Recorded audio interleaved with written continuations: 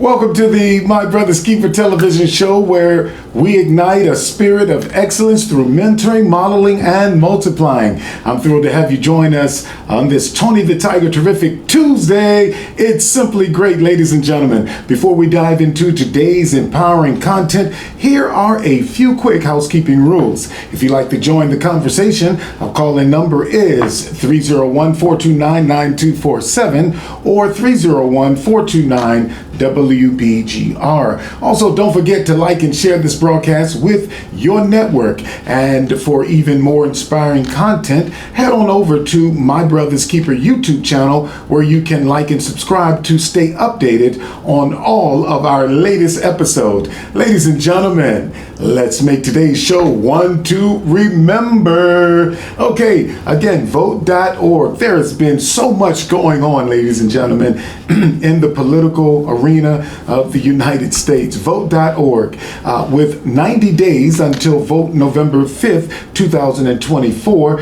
Definitely go to vote.org. Also, choosing progress over regression. Why voting for Kamala Harris is crucial in the upcoming November 5th, 2024 elections. A significant portion of Congress seats also will be on the ballot, totaling 468 across both chambers. This includes the election for approximately 1/3 of the Senate, with 34-35 seats available, and all 435 seats in the House of Representatives will be up for election. This is why, ladies and gentlemen, it is important to vote. Can you say with me, vote.org?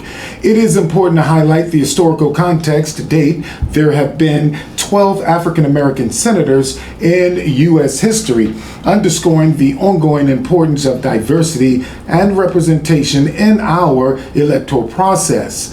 For those who are returning citizens and their families, definitely please engaging in this electoral process. It is crucial. Information on voting rights and specific state regulations can be found, again, vote.org. Also, notably, some states, including Vermont, 99.8% Caucasian, and Idaho, 81% Caucasian, allow individuals to vote even while serving time. This underscores the varying laws across the country and the importance of understanding your specific voting rights and requirements. Again, ladies and gentlemen, this is why we must vote. As the 2024 election approaches, it is imperative that every eligible voter understand the weight of their vote. This election isn't just another political exercise, it's a defining moment of our nation. Did you hear me, ladies and gentlemen? This is a crucial moment in our nation. It's going to define who we are as a nation.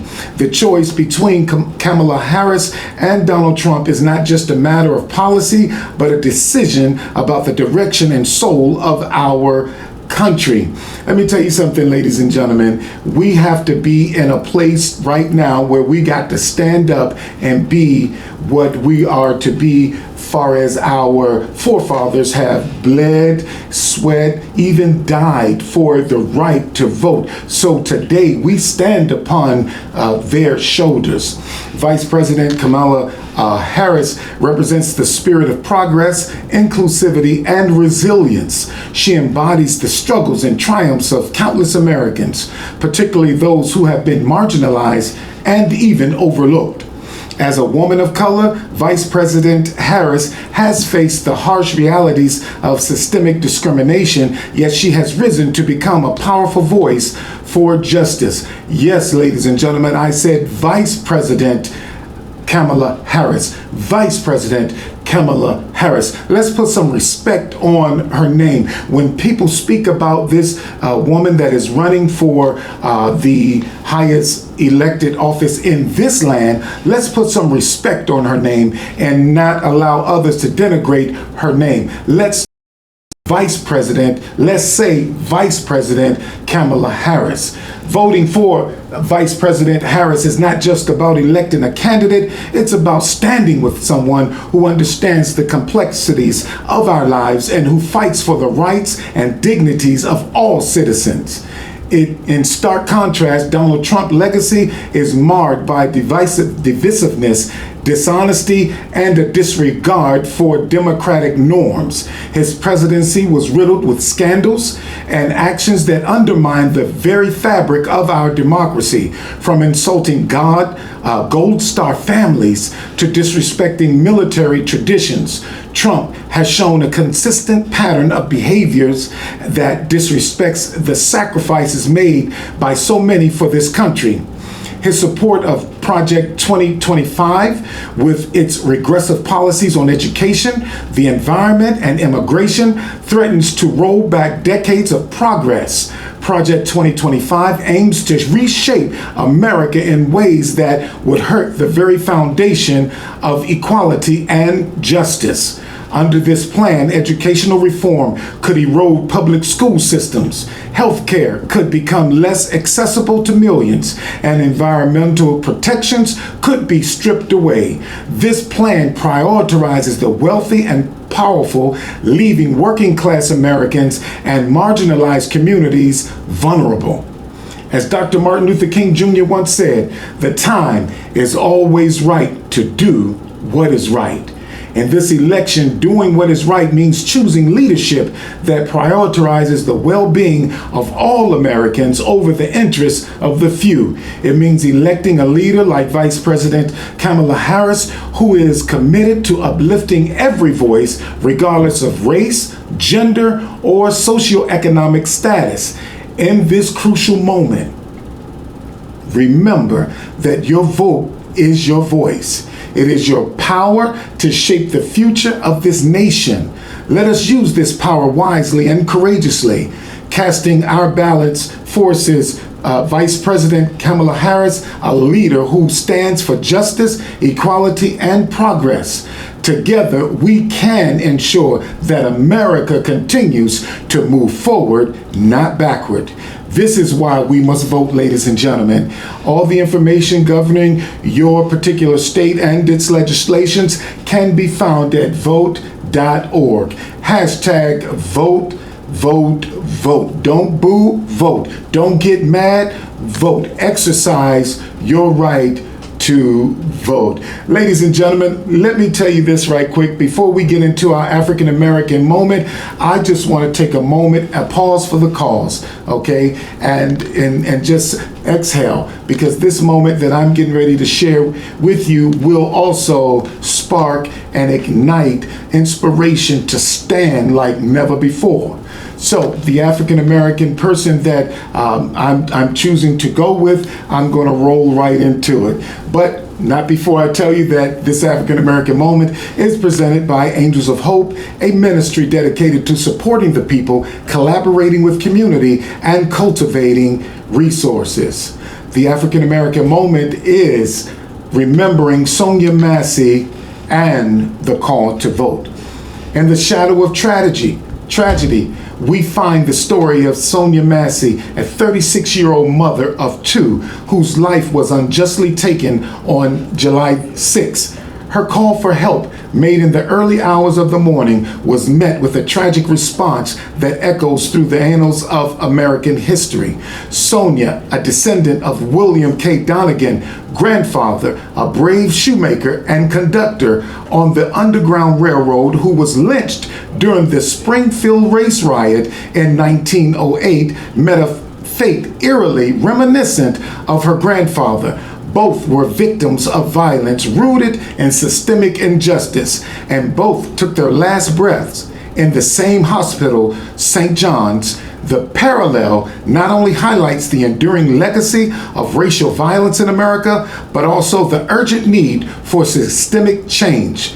Sonia Massey's plea, "Please don't hurt me," end quote, uttered moments before her death, rings painfully in our ears as a reminder of the fear that pervades the lives of Black Americans. Her death was not just a personal tragedy, but a personal failure, one that underscores the importance of civic engagement, particularly the power of voting. Voting is our voice, our tool to demand accountability and reform, to ensure that those who serve our communities are held to the highest standards of justice and compassion. From local elections that determine the makeup of police forces and public officials to national elections that shape the laws of the land, each vote is a step forward, controlling the narrative and reclaiming our communities. The tragic loss of Sonia Massey reminds us that the fight for justice is ongoing and that our involvement in this electoral process is crucial. We must advocate for laws like the John Lewis Voting Rights Act, push for police reform, and demand that our elected leaders act in the interests of the people. So as we reflect on the lives lost and the injustices faced, let us commit to the hard work of change. Let Sonia Massey's memory be a catalyst for action, a reminder that we must continue to vote, to protest, and to demand a better future for all. We conclude this moment by extending our heartfelt condolences to Sonia's family and reaffirming our dedication to the struggle for justice. Because your voices, your votes, and your vigilance are the keys to turning the tide against the violence and inequity that have plagued our communities for far too long. Ladies and gentlemen, Sonia Massey, rest in peace, and our thoughts and prayers go out to her family. God bless you. Right after this, ladies and gentlemen, I'm going to digress at this moment, and I'm going to allow us to take a pause for the cause, a commercial break, and we'll see you back in 2 and 2.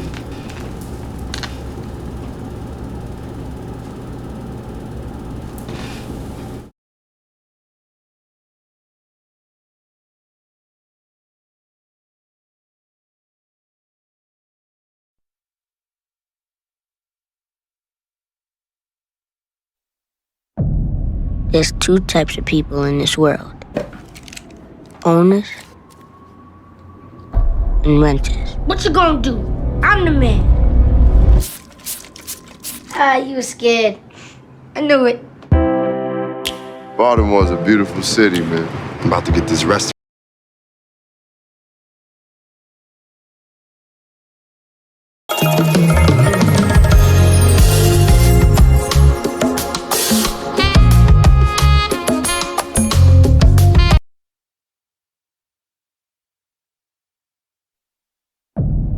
There's two types of people in this world. Owners and renters. What you gonna do? I'm the man. You were scared. I knew it. Baltimore's a beautiful city, man. I'm about to get this restaurant business jumping off. Welcome home, man. Your mother loves you. She's just trying to work some stuff out. You gonna give me a ride to school today? You do all your homework? Yep.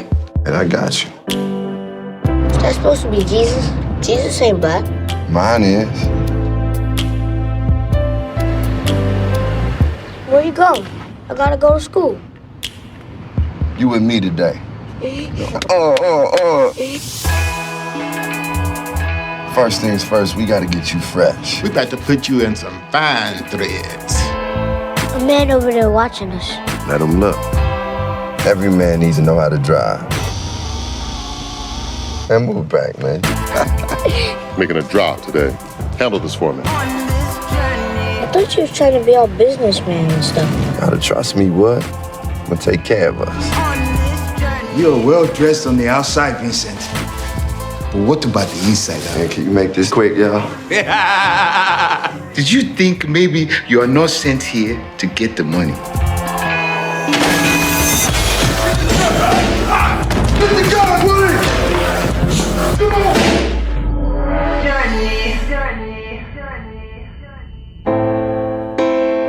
Life will make you lose your mind. People I thought I trusted. And I don't wanna close my eyes. All he care about is money. You are clearly here for me.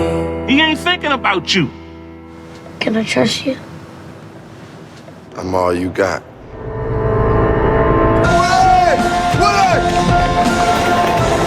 You can't let them see fit.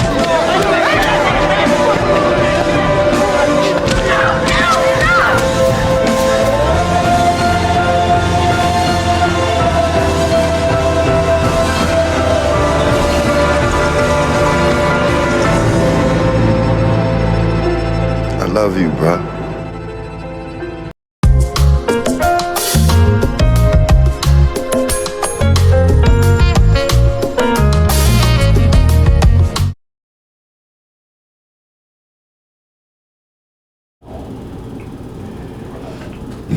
Okay, ladies and gentlemen, welcome, and I hope that you enjoyed the trailer for the movie Love that our beloved guest tonight has produced and directed. But before we get into it, I just want to give some accolades, and by giving an introduction of this fine, esteemed gentleman that is sitting next to me. Crafting creativity in the recording room, the Sean Banks story, pioneering producer whose pulse on the beat of music industry has resonated from the late 90s to today. Embarked on his sonic journey in 1997. His production prowess caught the ear of Def Jam's elite, including the legendary Kevin Liles, whose mentorship provided more than just studio sessions. It unlocked the doors to industry giants like Jay-Z and Russell Simmons. Banks wasn't just producing tracks, he was absorbing executive insight, learning the art of leadership, and witnessing the alchemy of turning raw talent into golden hits. Both Banks brushed with Russell Simmons, the architect of the multi-billion-dollar hip-hop empire, became a cornerstone in his career. Simmons' genius was not just in making music, but in magnifying hip-hop culture into a global brand, weaving its influence through fashion, film, and philanthropy. Under Simmons' tutelage, Banks just doesn't observe. He integrated himself into fabric of this empire, producing campaign tracks like Goddess of Kimora Lee Simmons' fragrance line, which shattered sales records and became a cultural touchstone. His production portfolio flourished further with the group Black Buddafly under Russell Simmons' music group RSMG. Hits like Rockabye and Sheets and Pillows dominated the airwaves, showcasing Banks' knack for crafting catchy yet profound tracks that resonated on a national level. His work on the Waist Deep soundtrack with the hit Bad Girl was more than just a career highlight. It was his full entry into the world of film, expanding his creative influence beyond music. Transitioning to film production, Banks' Hollywood calling name to fruition with the full-length feature Love, starring luminaries like Common and Danny Glover. Here, Banks wasn't just behind the scenes, he was crafting them, from casting to script revisions. His Baltimore roots grounded the project in authenticity, making it a landmark for the city and a personal triumph. Today, as a director, Banks continues to shape narratives, blending his rich history in music with a forward-thinking vision in film, proving that his creative journey is far from over. It's evolving, expanding, and echoing with the promise of more to come. Ladies and gentlemen, after this commercial break, producer, writer, actor, singer, musician, executive consultant, film producer, and director, Dr. Sean Banks. After this commercial break, please welcome him to the My Brother's Keeper television show. After 2 and 2. In 1906, we were successful because we had each other's back when no one else did. We built Greenwood, also known as Black Wall Street. Now, we're building the new Black Wall Street together. As the largest Black-owned bank, One United Bank knows you, and you can feel it. They have your back with 2-day early pay, unapologetically Black Visa debit cards with no monthly fee, and a highly rated mobile app. So join One United Bank at oneunited.com today and spread the word. Bevel is single blade with perfect weight. Make sure you shave with the grain now. That's right. Good whip, good lather. Helps prevent those razor bumps. Definitely don't want those. There we go. Bevel. That's a good look.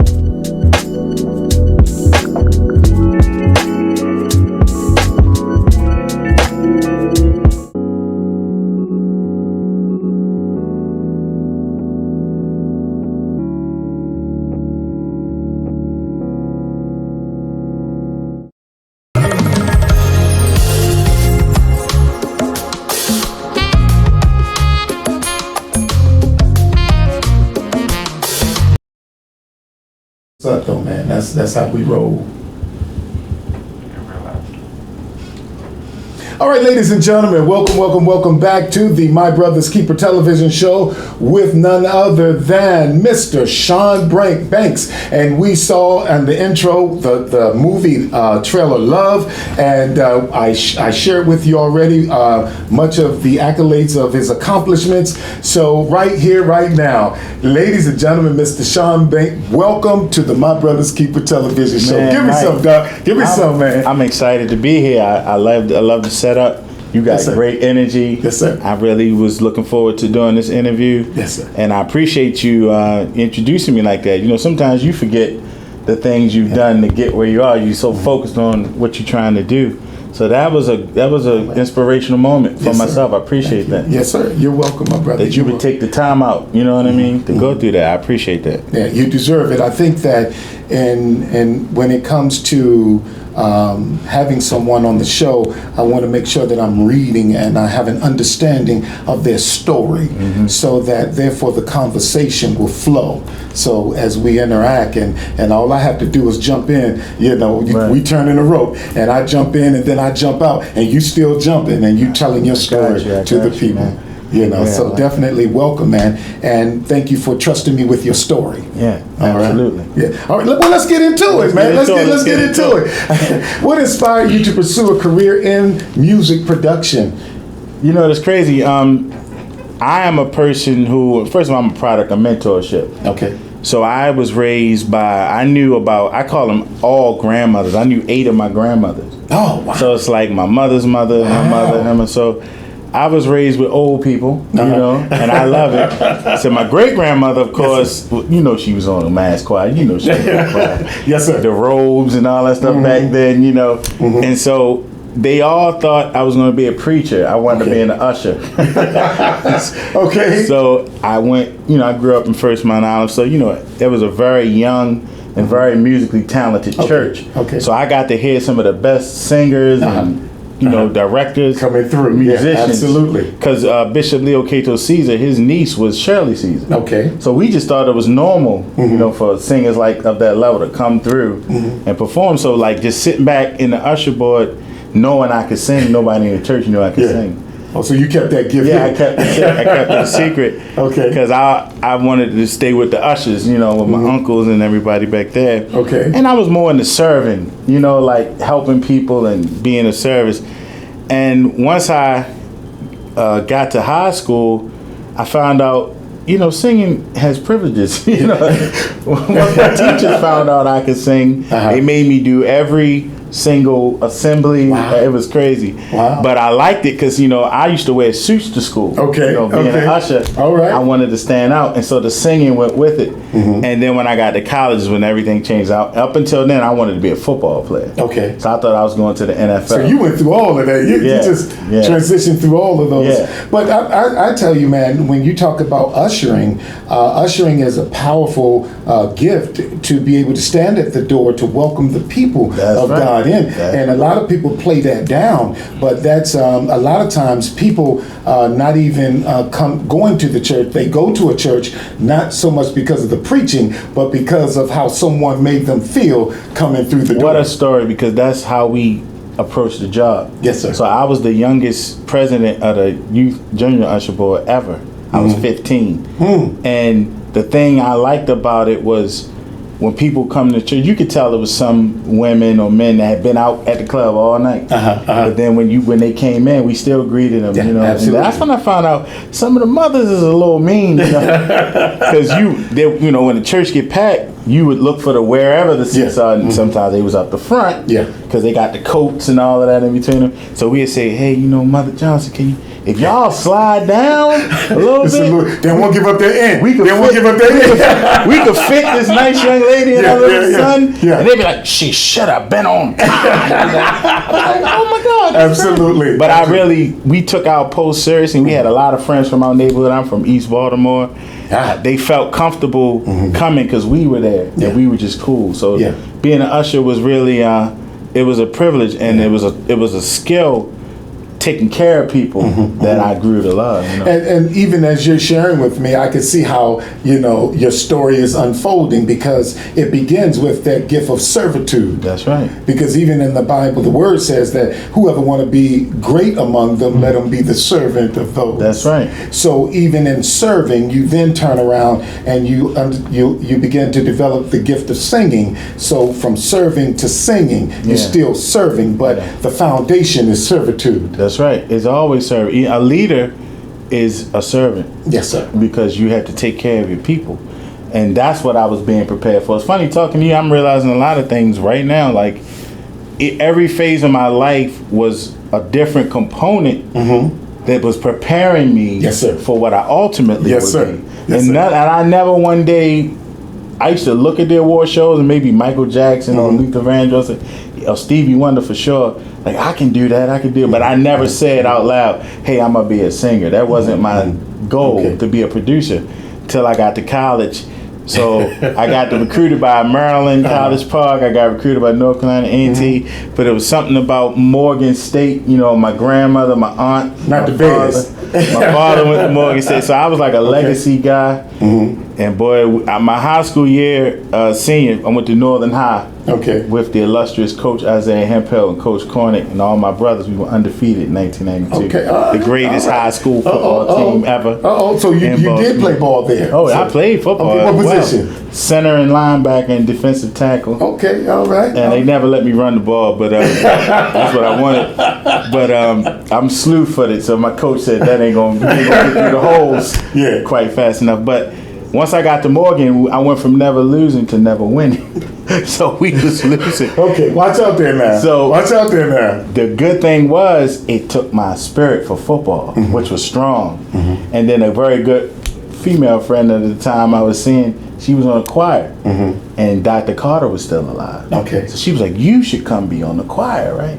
So I tried it one day and I was like, Doc, this ain't for me. Y'all singing in German and all that. I don't think this for me, but it introduced me to him. And then his wife trained me. She used to train at the Shiloh Church. Because that was his brother was the pastor. And she used to train singers in there. And I told her, I'm going to be your best student.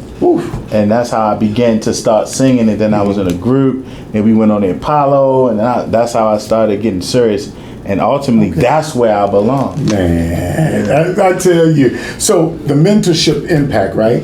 So how did your mentorship with Kevin Liles and at Def Jam shape your understanding of the music industry? Man, that's a great question. Coming from the collegiate space, now you're coming into this pronounced space, established space. So what a great question, because, coming from Baltimore City, being a young man who obviously witnessed violence, witnessed crime, witnessed despair. At the same time, I witnessed success.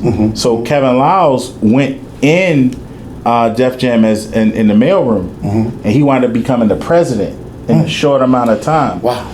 And I knew that story, and I knew he went to high school with like some of my cousins. And I had, as a young boy, I became like the top young producer in the whole city. And so we connected with this brother named Tony, who had just got finished doing LL Cool J and Kelly's tour.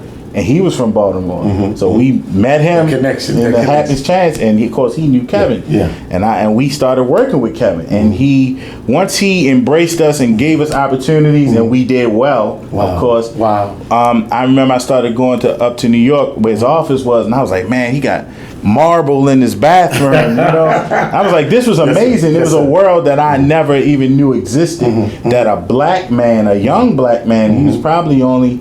If I'm in my 20s, he probably was only 30-something years old, and he was in charge of $1 billion company. And he took Def Jam, him and Leo Cohen and Julie Greenwald, from 12% of all urban music to 51%. And it was a machine, and I'm a producer, so I just want to run to the studio. You know, I want to be in there with Method Man and Jay-Z and all them and see how they doing it, and you know, let's get some money. You know, he said, sit down. He made me sit in his office one day, and I was like, wow, you know, why am I done? And Pharrell came through with Noriega, and they brought the hit record. And that's when I learned the difference between there's records, and then there's big hit records. And hit records generate millions and millions of dollars. Like one hit record could pay everyone's salary for 6 months, right? And that's one. And Def Jam was a machine. So he forced me to learn the business, and he never stopped teaching me they were small lessons. Like once I had some success, I had a magazine, I had all these things. He was like, slow down. Because you had the ingredients. You had the ingredients to the cake. So no matter where you went, you took the ingredients with you. But isn't it amazing that all of this is starting from a church experience, from the usher board to the singing, but the foundational piece was the usher of serving. That's right. And now you coming with the humility that you were able to acquire through the usher and move and navigate your way through. Good point, because I'm going to tell you a short story about Kevin Liles, how he mentored us and the things he said to us that changed my mind. Why you have to have a mentor. If you want to do something great, you must seek out someone who has done it, even if you can't physically get with them, virtually. I don't care. Watch it's different now. But back then I was fortunate enough to know the actual person, and the day he gave us our first checks, right? He said, look, I'm more than wealthy. I could stop doing this today. He said, but the only reason I do this is to keep the doors open for young brothers like y'all. Wow. And he said, all I ask is y'all do the same thing. And I've been doing it ever since. So that's what you know. Is that mentorship still out there in lieu of much of the social media hype and information that's going on about you gotta sell your soul, you gotta be put in awkward positions to acquire certain riches or certain processes? And let me tell you, number one thing is your life, whatever it is, you created it, right? And so I don't drink, I don't smoke, I don't chase women. In the music industry, we're always told that's what it's all about. That's what you got to do. No, it's a choice. It's funny because we're going to talk about this. You always hear you sell your soul to the devil. The devil tempted Christ in the Bible, right? Yes, sir. And he said, man, look, if you do what I want you to do, and all this going to be you're going to have all the, just come on, be on my team. How can you offer me things that's already mine? So this is how I know. This is when I realized as a young person in the music industry, I said nobody really waiting on Christ to return. Everybody really just waiting on the check. They lying. They don't believe it. Because when you are truly, really a person, a child of the King, how can you be fooled by swine? How can you be fooled by rocks that's not jewels? You know, and I thought about this one day. I was in deep thought about you know, why I am the way I am. Because even though I was in New York City, I felt like my grandparents were still looking at me. Because, you know, I felt like they raised me a certain way. And what it say? You train a child in the way that it would go, it won't depart from it. I'm living proof of that. And this is the way you live your life. You know, my mother sent me and my brother to private school when we was young. Living Word Christian Academy, which then became Mark of Excellence Christian Academy. And the one thing they used to teach us in these places is faith is the substance. That's your evidence. So you know how when somebody say, "Look, man, you do this for me." Ladies and gentlemen, he preaching up in here. Yeah. Up in here. Go ahead, Doc. Because I lived it. Yes, sir. There's a difference between saying it and living it. In theory and being practical. Yeah, absolutely. That's why I told my grandmother one day, I graduated from church, and I said, now it's time for me to go out. I'm not afraid. I'm ready. I'm good, because I had already been in the streets with this people. When I was in the streets, people in the streets felt like I was one of them.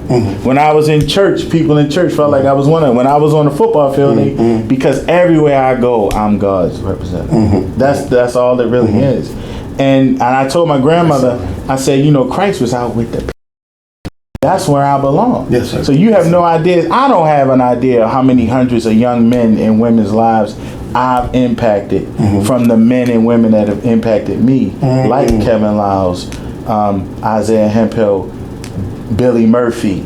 These are men that I spent years learning from, and then I apply that knowledge. Wisdom plus faith plus works is how you have it. Yeah, you see the manifestation of the gifting. You got to do the work. And then others can drink from the gift that you manifest. That's simply, it's powerful, and I thank you for sharing. How has hip-hop culture evolved since you entered into the industry?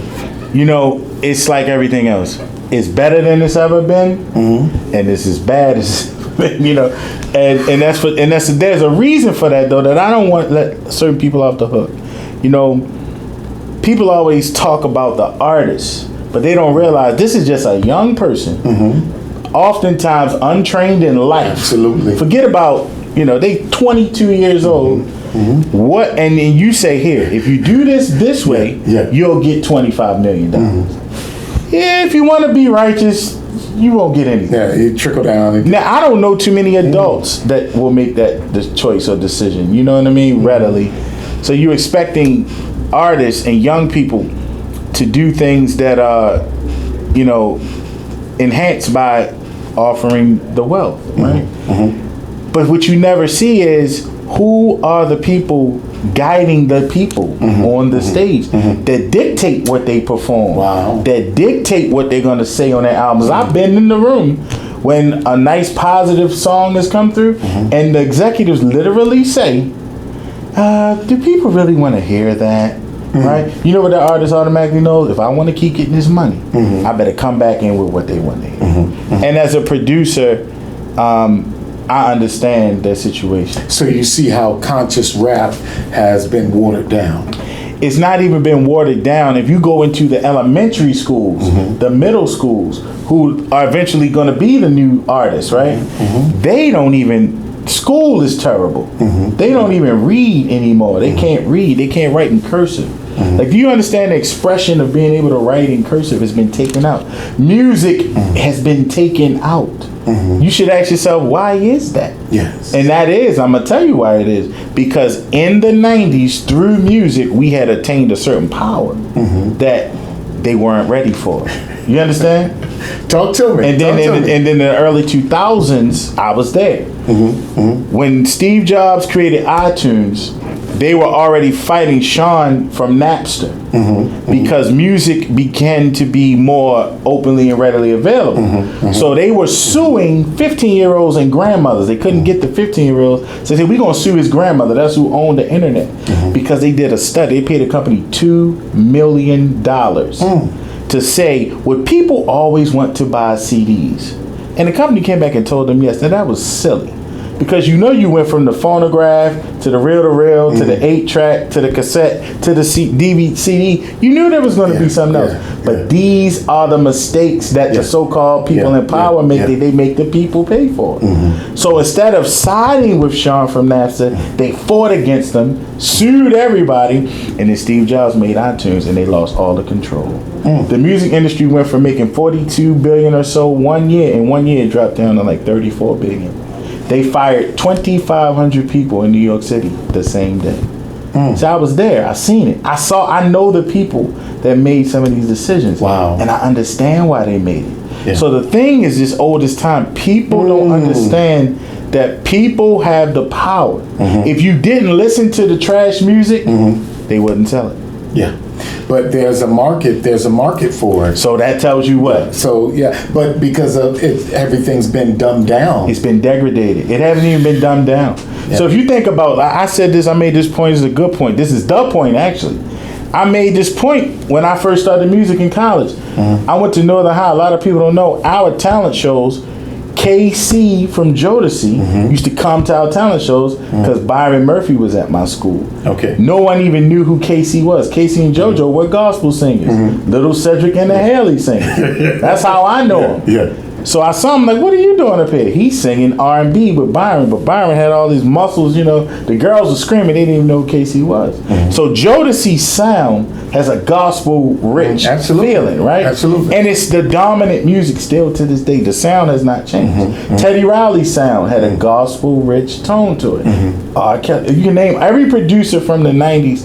It had a gospel-rich sound because R&B and what we would call popular music emulated gospel music because all of the originators from the gospel music, that was where, you know, when you got Andre Crouch and you got you know, the Winans and you got those guys, that music, that era when Hezekiah Walker and all of them came, that's John P. Key, the sound was groundbreaking. So R&B and hip hop used to follow gospel. So what happened was when hip hop and R&B got a dominant space, gospel was less appealing and it fell off because young people no longer wanted to do that. That sound. The sound was no longer being cultivated. It fell off, and so now it went upside down. And what I mean by that is I do both. I'm a music producer and a film producer. In the film world, even if it's Denzel Washington, he is at the bottom of the creative totem pole. He has to perform the lines that are in the script. No one can supersede that script. So everything in the music industry starts with the script. Yes. Then the director, or the script, then a producer. So you say writer, producer, then director, whose job is to bring the thing to life. Then the actors. Yes. Then all of the rest of the crew. Okay. In the music industry, it's the other way around. It's Stevie Wonder's life story he's singing about. Yes, so he is the end all and be all. He is the script, he's the artist, actor, he's the director, and you bring in other people to help him bring his story to life. Okay. Yeah, but I wanted to talk more about the film industry, but before we're going to take a commercial break and come back, but I want to talk about even the method acting and the different ways of acting, how a person can come in to have that award-winning acclaimed status. Oh, I'm gonna give you some good. I got some good stuff. So when we get back, I want to just talk about that for a minute, ladies and gentlemen. We'll be right back after this commercial break with Doctor, ladies and gentlemen, Sean Banks. So definitely stay tuned. We'll be right back in 2 and 2 with Michael Green.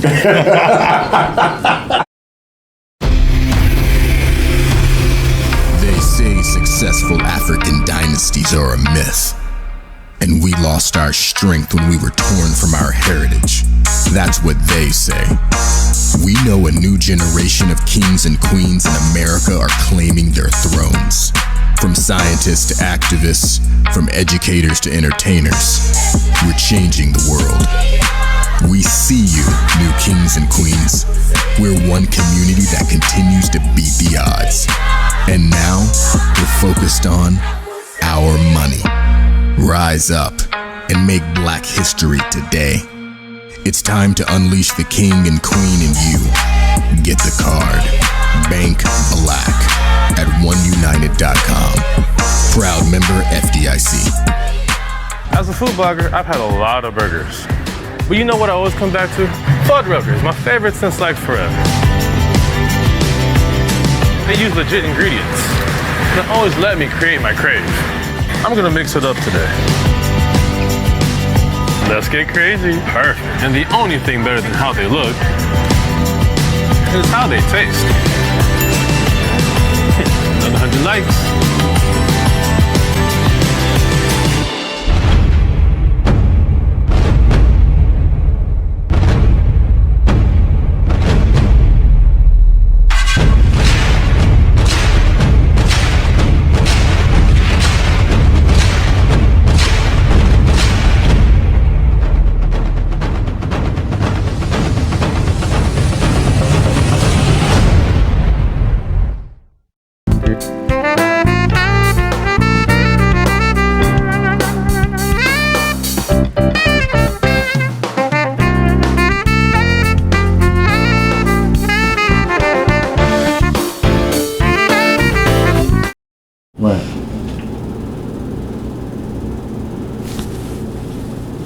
All right, ladies and gentlemen, thank you so much for joining us again. Thank you so much with Dr. Sean Banks, the producer, film director extraordinaire, ladies and gentlemen, usher back in the day, and choir singer in the choir back in the day. And we're definitely enjoying this interview, Mr. Banks.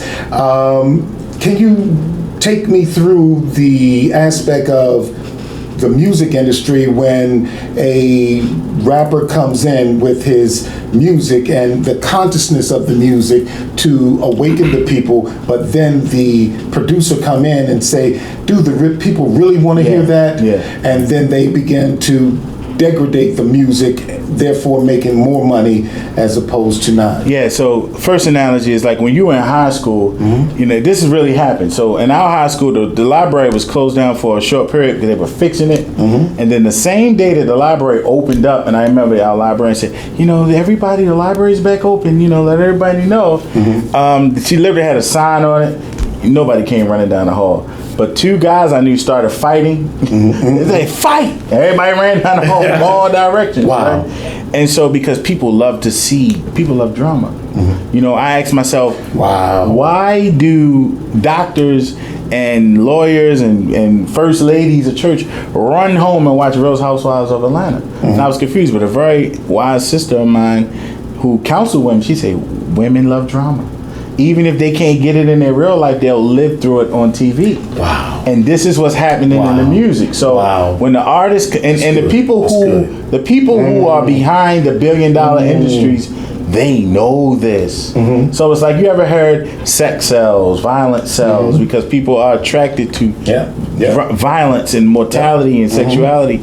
And so when you bring a song into a office and it's like positive, right? There was a time where that was, you know, that was Nevo, that was new, right? So when you got Public Enemy and KRS-One, and if you really think about it, Big Daddy Kane, all of the top rappers would still rock him. They were still dropping a little bit of consciousness in that, right? So what happened was, again, it was like, we need something different. You know, you always need something different because things go in cycles. This is what we don't understand. So when NWA come out, it's the shock factor.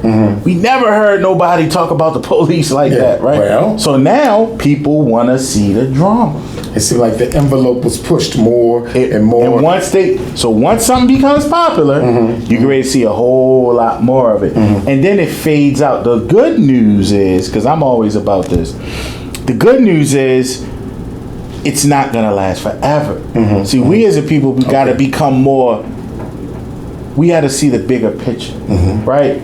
Just like a lot of guys from my era, I just turned 50, right? So a lot of guys from my era, I grew up in the 80s and the 90s loving hip hop, loving gospel music, loving all of it, right? And you have a revisionist history. You think every rapper was not KRS-One. Every rapper was not LL Cool J. You had the Fat Boys. You know, you had School, you know. Heavy D. No, not Heavy D, but like Cool C. You know, guys that was a little clownish. That wasn't serious. And then, you know, you look at some of the things that the rappers are wearing now, and it's like, that's a little feminine, that's a little risque, right? If you go back and look at Don't Push Me, like them guys had on leather vests, no shirts on, lace gloves, right? But it's the era that they were in, but that wasn't looked at as strange. And so it's because it was about being original. The difference is nowadays there is no mindset behind the foolishness. There's no, this is who I am and I'm just expressing myself, right? So one time I asked Russell Simmons, I interviewed him, and I said, what do you think about the conscious rappers? And he said something really profound. He said, I think the gangster rappers are conscious. They're just rapping about what their environment is. He say all artists are extra sensitive to the world, to their surroundings. So these guys are really rapping what they're experiencing. And what I've lived long enough to see in the early 2000s or the late 90s, early 2000s, you saw a lot of guys rapping about being a big drug dealer from around the way. Then I saw the shift to where guys was rapping about being the drug addicts, which was a little different for me. Like, wait a minute, it's cool now to rap about being on drugs? That's weird. If you really just think about what I just said. They went from, I'm the big man from the block, I got all the money, I'm the man, to I'm high, you can't even understand me. That's crazy when you think about it. But you said cycles. It's cycles. So if you think about it, John Coltrane, thank you for that, Miles Davis, John Coltrane especially, these guys were super drug addicts. That's how you got that jazz, that music. Everybody, Billie Holiday, everybody was on heroin. Everybody was on serious drugs because that was the thing in their era. And then they got conscious in the 80s and the 90s, self-destruction. Then they just went back into another circle. Now on drugs. Now they are tired of it. And gospel conscious rap is actually on the rise. Okay. All right. Hey, I can't wait for its arrival. For it to start flooding the scene. Because again, and again, as you talk about the cycle, I'm talking about the sound. It's a sound that began to ignite that cycle, for the shift. It is. And so you want to know what it is? You know that very successful African song that you're going to hear at every wedding, everything, or when they say with the dance to it. I forgot what the name of it is right now, but like reggae music is very conscious, it's very spiritual. So the Afrobeat music that came, it become with a consciousness to it. Okay. If you ever look up the words to that song, I think it's called Alima or something like that. It's my uncle's favorite song, and when you listen to the words, it's very inspirational. Because other places in the world, their music has to have that hint of inspiration to it, or they won't listen to it. So it's cultural. And so in America, our culture is that of violence, degradation. Especially black people, we've embraced this, but we shouldn't. But it's everywhere. Even if you think about an actress role or a role like Medea. Medea, we used to joke, remind me of my grandmother a little bit. But she was a little out there, And we all know in our community, we know actual people like that. So what is happening is the people that are with the foolishness always get pushed to the front. And the serious people who are, upstanding and they quiet, they don't want to be in the front. But we need more people like that to come to the front, which is about what's about to happen. It's about to happen right now because everybody's tired of the foolishness. So it just goes in circles. If you ate, I don't care how much you love, what's your favorite food to eat? Banana pudding. Banana pudding. If you ate banana pudding every day, eventually you would say, well, let me try some pecan pie at least one day. I got to try something else. So that's where we are right now. Music is shifting to where it's just like when the shutdown happened, no one could go outside to concerts. All concerts were canceled. Do you know that's the number one business right now? Events, because people want to get back out and be with people. It goes in a circle, so. Yeah, that cycle. I cannot, again, await the arrival of the consciousness, return. Because again, people are, it's needed. It is definitely needed. And to your point, I understand, from Grandmaster Flash Furious 5 and a lot of the clothing that the fashion, and as I think about it, I'm like, wow, you're right. Because, they was dressing like weird, but we didn't look at it as weird. Not then. But I think also they had a sound and the consciousness of the music, it had a message and don't push me because I'm close to the edge. And so therefore it was that message that, But, it's funny you say that because one thing we teach when we do artist development is people see you before they hear you. So if I was to make you an artist, let's pretend you're a great gospel singer, right? Ooh, yeah. We would develop your persona. Michael Green is a great guy, but what we did at Def Jam was we didn't give you a fake persona. We wouldn't all of a sudden want you to wear leather pants and leather jackets and stuff. We would just take what's already here. I would already assess you, right? And just put it on 10 million.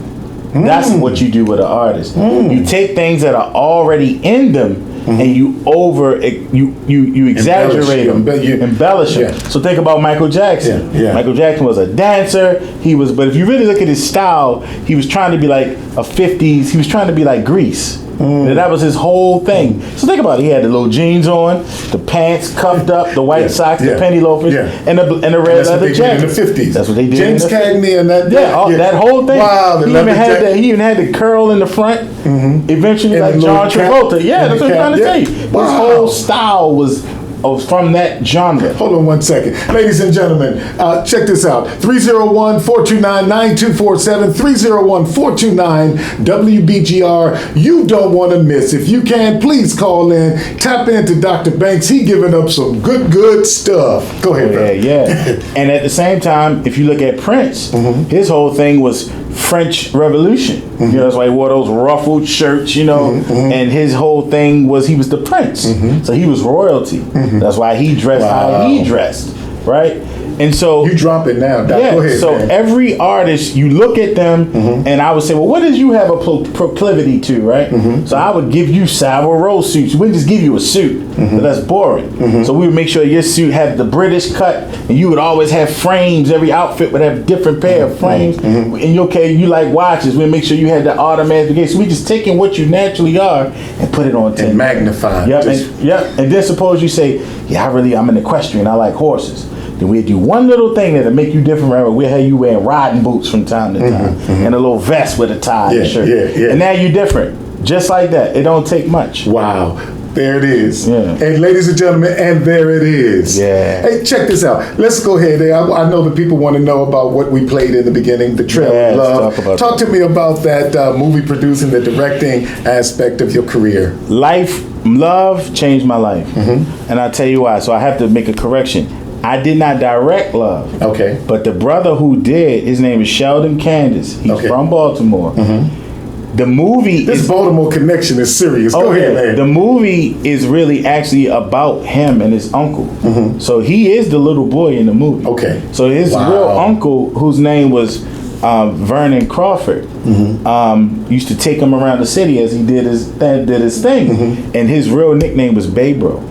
And he controlled the streets of Baltimore from either in jail or in the streets. It didn't matter. He was that powerful. Wow. And so in the movie, you find the actor Common playing him, just coming home from jail, but saying, speaking of messages, I don't want to sell drugs anymore.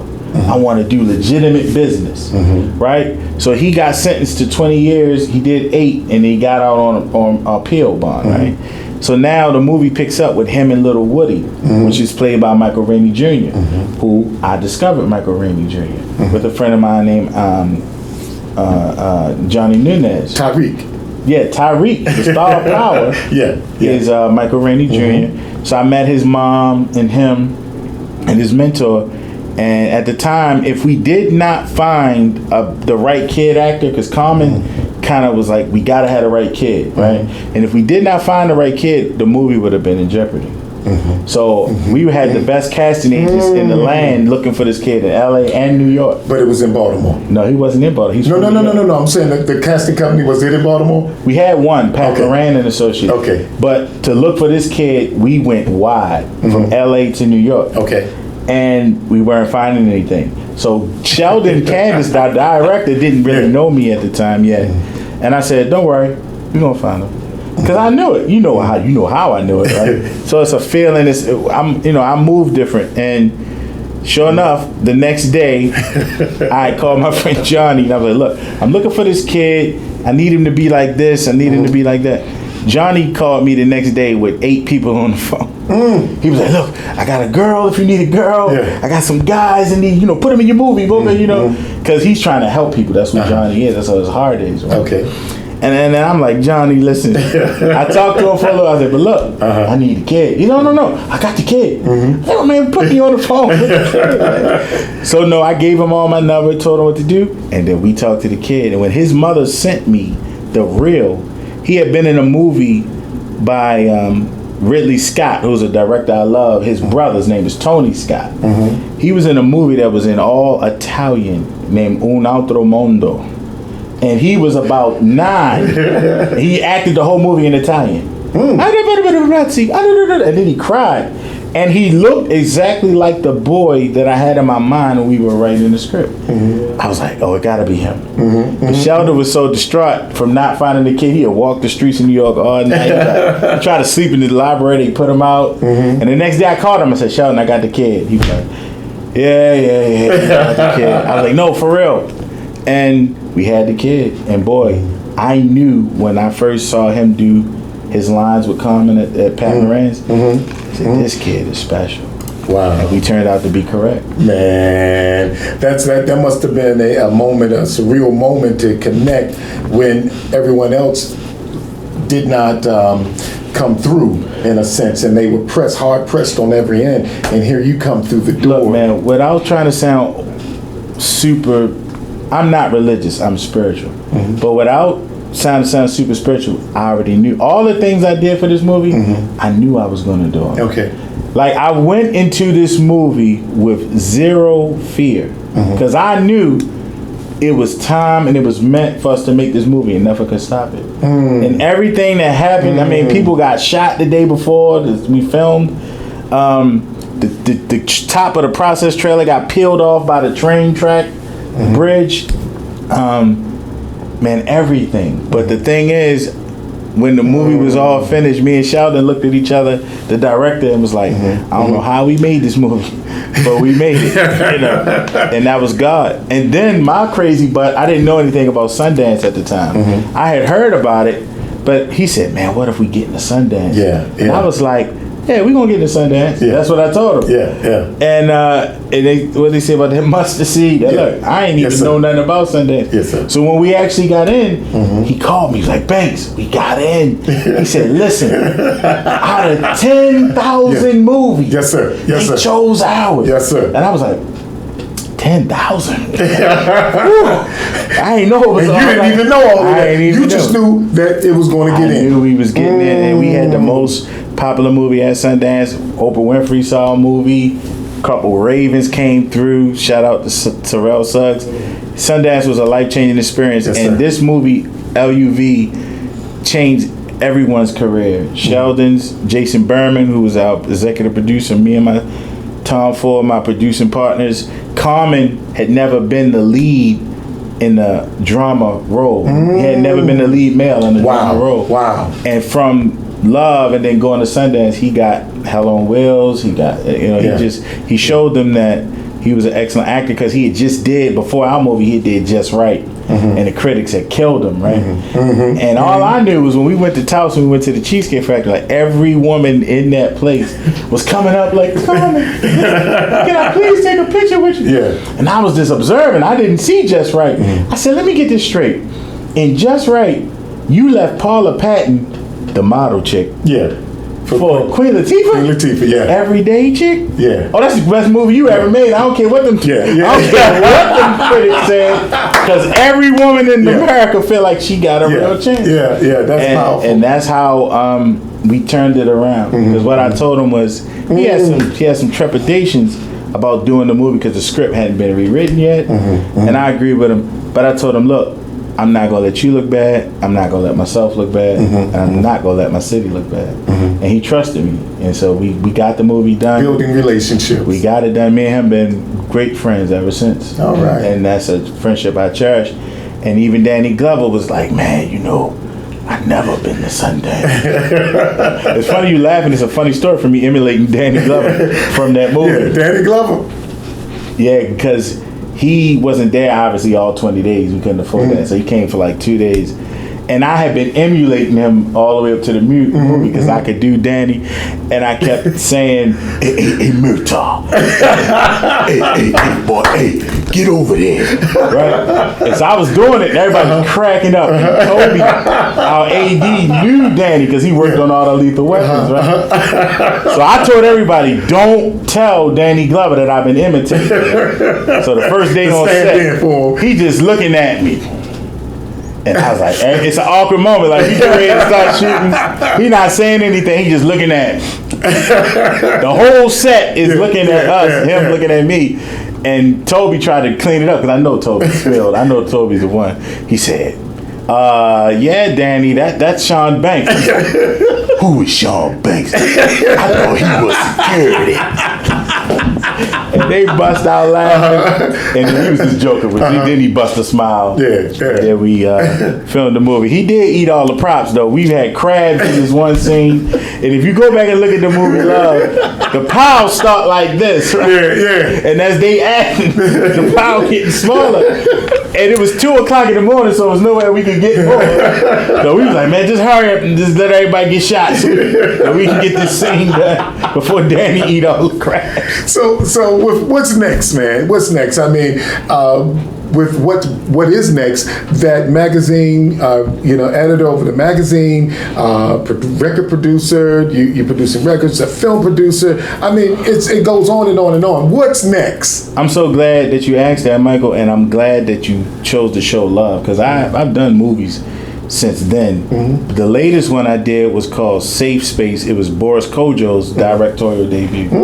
And his wife was the star of it, Nicole Ari Parker, who's from Baltimore. And we had I didn't know that. Yeah, we had a very brilliant young actor. But that was a great experience. I obviously developed a great relationship. My passion is filmmaking. Okay. Right now, I'm about to merge the filmmaking and the music for the whole DMV. Oh wow! So I got a media. That should be very interesting. Now. I got a media company that I'm putting together. That I'm gonna use all my experience from Kevin and Leo and Russell and all of them, and as Jay-Z as president. And I'm gonna take all my film knowledge now and the partnership we had with Sundance, Sundance Labs, and the movies I've made.